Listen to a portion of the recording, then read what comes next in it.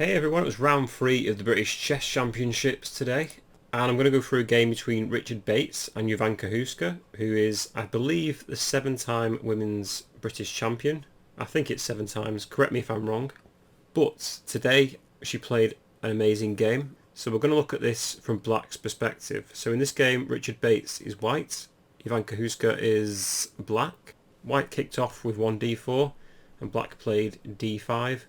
After c4, c6, knight f3, knight f6, e3, e6, we get into a semi-Slav. So this is super solid for Black. All the pawns are on white squares with this nice sort of pyramid shape. The only problem is about the c8 bishop, but that will correct itself in time. Now I believe one of the points of Black's position is that if White plays bishop d3 here, which is what Richard Bates played, White eventually plays d takes c4, and this loses White a tempo because eventually the bishop will have to recapture. So in this position, Black could play d takes c4 and bishop takes c4, and this allows White to lose a tempo. And traditionally, if you're going to play that move this early, Black now plays knight bd7 or c5 in this position. Knight bd7 would actually transpose to the game. In the game, Houska played knight bd7 though. White castled and bishop d6 is played, so that bishop's got a very nice square indeed, eyeing up the h2 pawn. Now I just want to show you what would happen if White plays something different. Like if they play c takes d5 here, I think this just equalises straight away for Black. Black can play e takes d5, after knight c3 castles, both players put their rooks on the open e file, and this is actually an even game for both sides, and Black doesn't really have any issues here. And another alternative is if White plays c5 here, this is just terrible due to bishop b8, and Black's just going to counter it with e5 at some point and start harassing White's king side. So for this reason White played knight c3. It's better to keep the tension in the centre, and Black now plays finally d takes c4, so bishop takes c4, and here Black now attacks the bishop with b5, and this, as Ben Feingold will say, is still theory. This position has happened in a multitude of games, and Richard Bates just drops the bishop back to d3, and in this position Houska played bishop to b7. Castling kingside for Black is also an option here.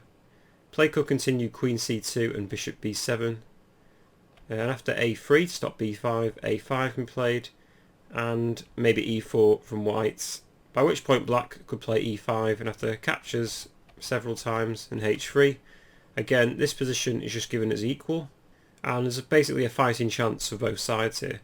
So castling in this position was definitely an option, but I like the flexible approach from Black. They play bishop b7 instead, so not castling quite yet. Just going to wait and see what White does. And now in the game, White played e4, trying to play e5. If Black's really passive here and plays a move like bishop to e7, this just gets absolutely battered by e5. And after knight d5, White can take on d5, and they can't recapture the c pawn because the b5 pawn hangs, so e takes, and White can just play e6. And if f takes e6, queen e2 attacking the e6 pawn, and Black's in a bit of difficulty here. If e5 in this position, then White can just capture, and it's a very easy position. White's actually got a passed pawn here. If Black castles instead, then queen e6 check gives Black a lot of issues. If king H8, then queen h3 threatening mate. If knight to f6 to defend, White can play knight to e5. So here they're threatening knight g6 because the h pawn is pinned, and they're also threatening ideas like queen e6 and knight to f7 check. A terrible position for Black. So in this position, instead of bishop e7, Black has to be super active, and they play e5 here, so stopping White from playing e5 themselves. White captures on e5. Black has the option now to capture with either piece. I think if bishop takes e5, I don't think this is as good as knight takes, just due to moves like bishop c2 here. If castles, takes in f4. There comes queen b6, but I think this is all superficial. After king h1, knight eg4, White can just play queen e1, and I believe White just has a tremendous position here. They've got 2 raking bishops, and this f and e pawn are super strong, and they're going to launch themselves down the board with ease. So Houska played the right move, I believe, and played knight takes e5 here. And after knight takes, Black takes with the bishop, and I think White was too quick to attack this bishop. In the game f4 is played, but I believe h3 may have been a better move, just stopping knight g4. And if castles bishop to e3, white just needs to be super solid here and just develop slowly. And I believe they have a reasonable game. I actually think the position is dead equal and the chances for both sides here. But after bishop takes e5, Richard Bates decided to attack the bishop. I don't think this is a super bad move, but it allows bishop d4 check, and the king is forced to h1, and this gives black a nice attack now. I really like black's next move actually. So they play h5, preparing knight to g4, and this allows the knight to jump into f7 or even prepares queen h4, so black's now got a nice attack coming up. If white plays h3 here, black can actually play knight g4 anyway. This is because if white captures the knight, let's say h takes g4, then h takes g4 is checkmate due to the rook and also this bishop, which would be a very nice finish indeed. But Richard Bates is an IM, so I don't think he's going to fall for this. So queen f3 was actually a better move in this position, but black can still follow up with moves like queen h4, and if knight to e2, black can start playing moves like knight to f2. And actually this leads to a draw, because if king h2, then black just has a perpetual with knight g4, king h1, check, king h2, check, and king h1. And of course if white ever goes king g1 here, this actually loses to knight to h3 check, double check. And if king h2, then knight takes f4 is check. And the only move to defend is queen h3, and black can just win the queen.